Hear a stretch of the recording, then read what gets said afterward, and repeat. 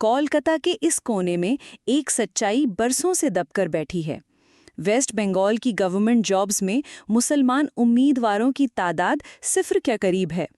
وجہ بنگالی زبان، جو امتحان کے لیے لازمی ہے، مگر یہاں کے بیشتر مسلمان نوجوان اسے پڑھنا تو دور بول بھی نہیں پاتے۔ یہ گلیوں میں کھیلتے یہ بچے کل کے خواب ہیں، مگر ان کے پاس نہ استاد ہیں، نہ اچھی اسکول کی عمارت، سرکاری نصاب، سرکاری زبان، مگر یہاں کے در و دیوار پر صرف مایوسی لکھی ہے۔ محلے کے امیر لوگ لاکھوں روپے لگا کر شادی ہال تو بنا لیتے ہیں جہاں روشنی، موسیقی اور سجاوٹ سب کچھ ہے، مگر اسکول، علم کے لیے کوئی عمارت نہیں، جیسے تعلیم یہاں کسی کی ترجیح ہی نہ ہو۔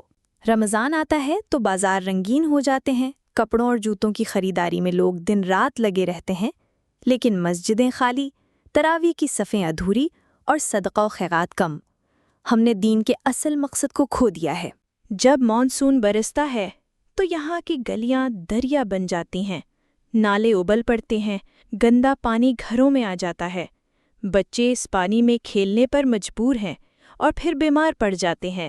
پینے کا صاف پانی نایاب ہے، جو ہے وہ بھی آلودہ۔ اس پانی سے نہ صرف بچے بلکہ بزرگ بھی بیمار ہو جاتے ہیں۔ کولکتہ کے اس حصے میں پانی زندگی نہیں بیماری لاتا ہے۔ انہیں گلیوں میں ایک نوجوان ریحان سوچتا ہے، اگر زبان ہی رکاوٹ ہے تو کیوں نہ ہم سب مل کر یہ دیوار توڑیں؟ ریحان ایک خالی کمرے میں پرانی کرسیوں اور چند کتابیں لے کر ایک فری کلاس شروع کرتا ہے۔ موضوع بنگالی زبان، تاکہ کل کا امتحان کل کی نوکری کا راستہ کھول سکے۔ کچھ لوگ ہنستے ہیں، کہتے ہیں بنگالی سیکھ کر کیا کرو گے، مگر ریحان جانتا ہے یہی ایک دروازہ ہے جس سے روزگار اندر آئے گا۔ کچھ ہفتوں میں بچے لکھنا، پڑھنا اور جملے بنانا سیکھ جاتے ہیں، چھوٹی چھوٹی کامیابیاں جو کسی بڑے انقلاب کا آغاز بن سکتی ہیں۔ ریحان شادی ہال کے مالک سے ملتا ہے، کہتا ہے اگر آپ ایک ہال بنا سکتے ہیں تو ایک اسکول کیوں نہیں؟ مالک ہنستا ہے، کہتا ہے شادی ہال میں آمدنی ہے، اسکول میں خرچہ۔ ریحان کے لیے یہ جواب چاقو کی طرح دل میں اترتا ہے۔ اگلے رمضان ریحان محلے میں ایک مہم چلاتا ہے۔ اس سال کپڑوں پر کم، تعلیم پر زیادہ خرچ۔ چند لوگ اس پر عمل کرتے ہیں اور تبدیلی کے بیج بو دیے جاتے ہیں۔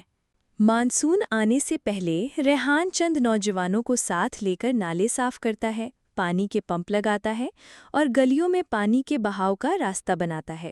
اس بار بارش آتی ہے مگر بیماریاں کم ہو جاتی ہیں، بچے زیادہ صحت مند ہیں اور اسکول کی حاضری بڑھ جاتی ہے۔